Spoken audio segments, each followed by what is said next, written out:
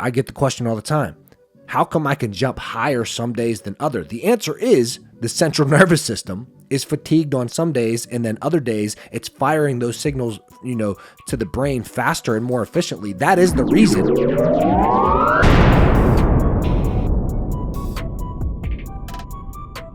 Ladies and gentlemen of the Action Army, what is going on? And welcome to another episode of Answers for Athletes. In today's video, we have a question from PVG Orero, who says, "Sup, Nathanael, I see a lot of people working out and doing plyos, and then the next day they do weights, even if we are usually told to rest 48 hours in between. So do you think it's a good idea to train plyos and then the next day do weights? Thanks, man. I appreciate you." So it's not the worst thing in the world to do plyos and then the next day do weights. I think it's a worse idea to do weights and the next day do plyos. So if we think about the different categories and the different types of exercise, the different types of training, I often say that you should set your workouts up like this. You should do your warm-up first, then you do your plyos and your speed work, then you do your power work, then you do your strength work, and then you do your hypertrophy or your muscular endurance work or your prehab work if you're going to do any of that.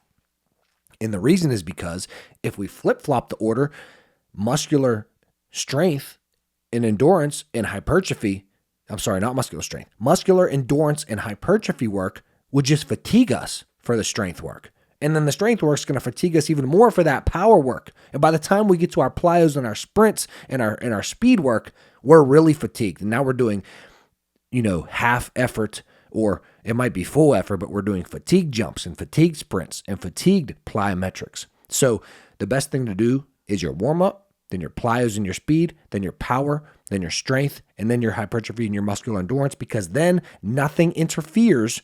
It only enhances that next category of training.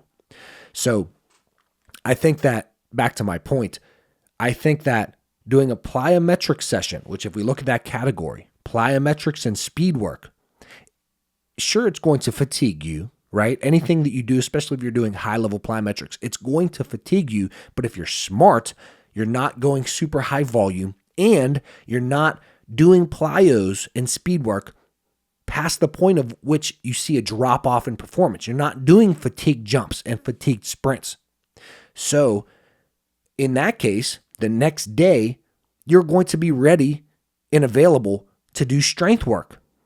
However, if we flip-flop the order and we did a heavy leg workout, a heavy strength workout on Monday, and we did heavy squats and heavy deadlifts, and we did rear foot elevated split squat, and we did RDLs, and we did, we did our power, then we did our strength, then we did our muscular hypertrophy work. The next day, when we go to do our speed and plyos, we are going to be somewhat fatigued. So I do believe that it's not the worst thing in the world to do plyos and jumps in a speed-based plyo session, and then the next day do weights, because I don't think there's that much interference, whereas vice versa, there would be a lot of interference. Now, to blow your mind even further and to contradict everything that I just said, I do have an athlete online. His name is Gene, and we've heard from a lot of professional dunkers and guys at dunk camp that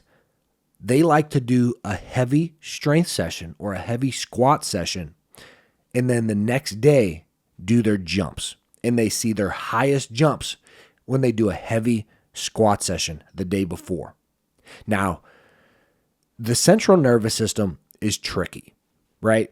I have still, to this day, not been able to completely figure out, and I don't think I'll ever will, and I don't think anybody ever will, figure out the central nervous system and say, and we can get close, we can say if you do this day, and this day, and this day, you're probably going to see some good jumps on this day.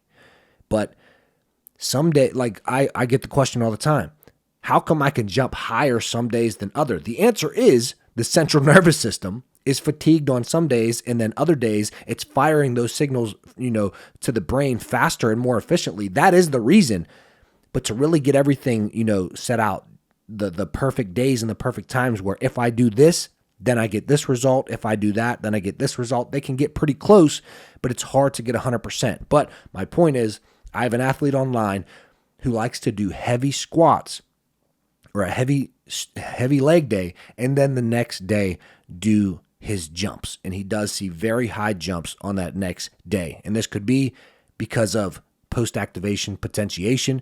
It could be that his central nervous system is just fired up the next day, whereas some of you might do a heavy squat session and the next day see your lowest jumps. So you really have to figure it out for yourself, and you really have to test for yourself and just use a journal and write down, this day I did this, and the next day I felt like this. This day I did this, and the next day I felt like this. But to really answer your question, I don't think that doing plyometrics in a strength session the next day is the worst thing in the world. I think that for long-term results and for a proper training plan, you probably should have a day in between those. And on Monday, do your plyos, and on Wednesday, do your weights. Or on Wednesday, do your weights, and on Monday, do your weights, and Wednesday, do your plyos. But this is my advice. Central nervous system is tricky. I hope that this helped some of you out there, but the real answer is that you're going to need to test for yourself, take everything that I just said, but mix it with your own training